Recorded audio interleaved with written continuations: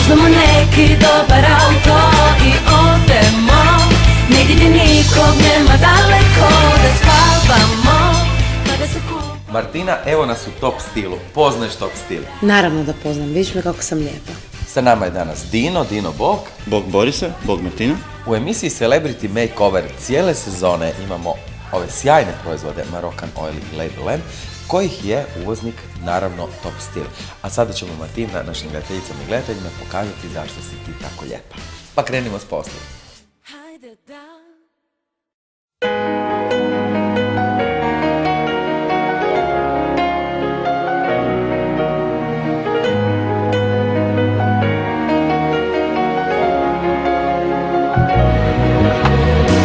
Korak me pratiš i ne daš da okrenem se, jer iza sebe ostavljam ljude one zle. Taman kad krenem, grabiš mi ruku i držiš se. Zatvaram oči i tako smijemo se.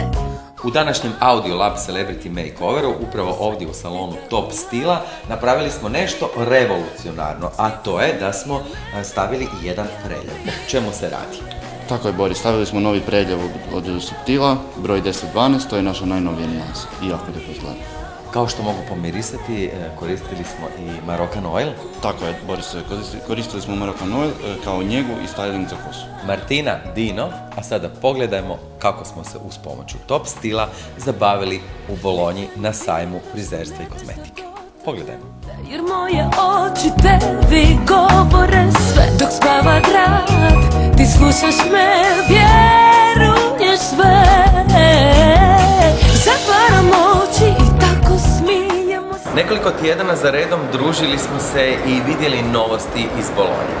Tako je danas izuzetna čast i zadovoljstvo meni i prilika upoznati sjajnog gospodina.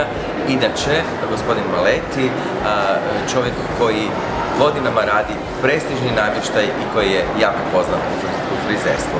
Dobar vam dan. Dobar dan. Gospodine Maleti, koliko je duga tradicija Maletija u svijetu? La Maletti è partita 75 anni fa, no? Con mio padre e mia madre, no? Prima della guerra, no? Mio padre è morto nel 78, io sono presidente del 78, no? E la Maletti ha sempre amato il design, perché mia madre e mio padre furono i primi a fare le pitture colorate.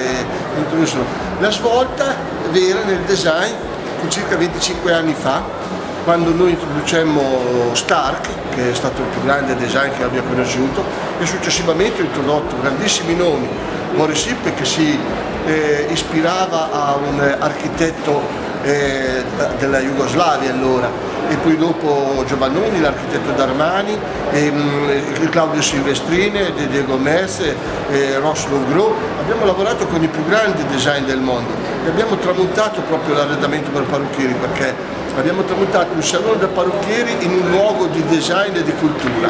Generalni zastupnik za Maletu u Hrvatskoj je Top stil, a Maletu u svijetu? Io mi vanto di avere una distribuzione globale nel mondo, perché a parte il fatto che sono italiano, ne sono orgoglioso, ma mi reputo un cittadino del mondo, faccio 6-7 volte il giro del mondo l'anno.